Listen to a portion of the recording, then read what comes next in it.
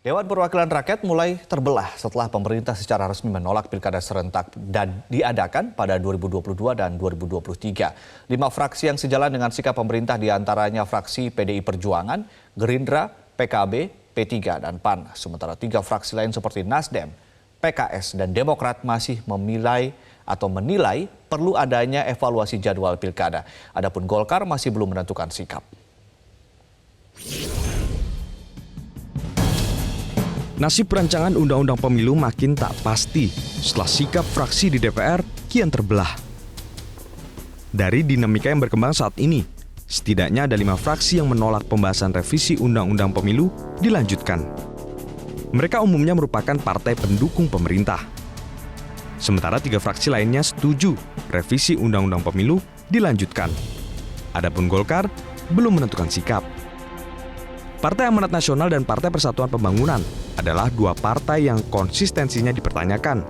Sebab 2 partai itu semula sudah berada dalam satu semangat untuk ikut membahas RUU Pemilu.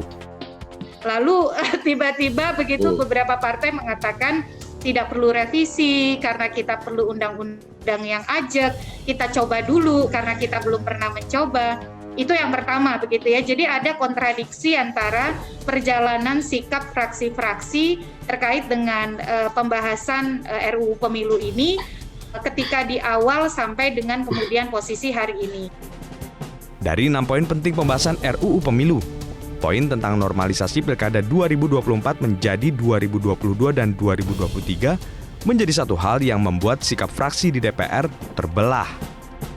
Secara teknis kepemiluan, ini kalau kita lihat rasanya sulit untuk dilakukan. Itu baru dari sisi teknis kepemiluan.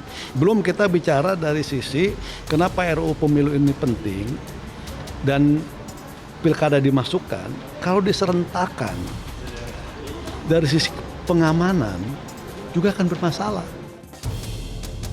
Pelaksanaan pilkada serentak 2024 sesuai pasal 201 Undang-Undang 10 2016 itu kan belum pernah dilaksanakan.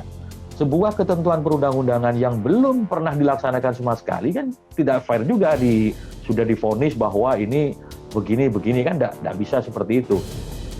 Berkaca pada pemilu 2019 ketika pemilu presiden, DPR, DPD, DPRD Kabupaten Kota, dan DPRD Provinsi digelar secara serentak, penyelenggara pemilu kerepotan menyelenggarakannya. Bahkan saat hari pemungutan suara, ratusan petugas penyelenggara pemilu meninggal karena kelelahan. Karena itu, keserentakan pemilu harus dievaluasi dengan mengacu pada putusan Mahkamah Konstitusi. Tim Liputan, Metro TV. Jangan lupa untuk subscribe dan nyalakan lonceng notifikasinya.